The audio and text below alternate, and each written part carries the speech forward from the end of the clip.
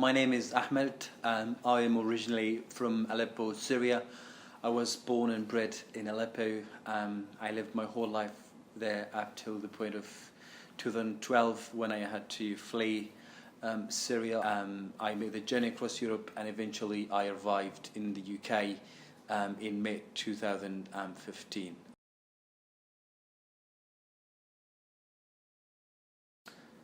The reason why I left Syria was due to the escalation of violence in my area.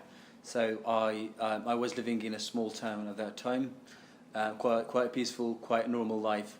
Then we started seeing, the main services in terms of electricity, food, medicine, being cut. Then there was a siege imposed by some parties to the conflict, and eventually it escalated into violence, communal violence, and initially I thought it's going to be a matter of days and probably weeks, so until the situation settles, so I could go back. Today it's almost 5 years since I left that place.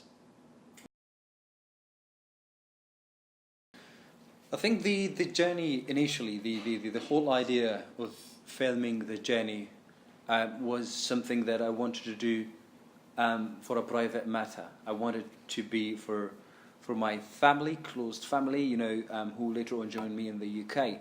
So the idea was I'll film, I'll take pictures and videos of some steps of the journey, and later on I'll be able to show them if I made it, alive. I'll tell them how difficult it was, to go through the whole journey. As I said, we are not talking about 65 million people who are displaced.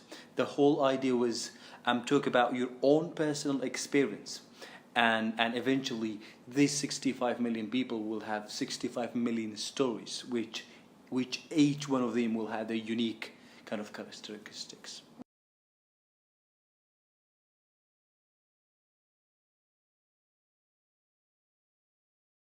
So people today, when they talk about the refugee crisis or the migration crisis, they're focusing, on or looking at it from a pure security or securitization outlook, which is problematic. So what is missing, in my view, is this human touch, and what tends to happen whenever you go to events or conferences or open meetings about migration and displacement is you've got lots of people who are present in the room, but those who with the actual experience of displacement and migration are missing. It's vital, it's essential to include these people in the debate because they are the experts by experience, and this is what is missing in a lot of debates today.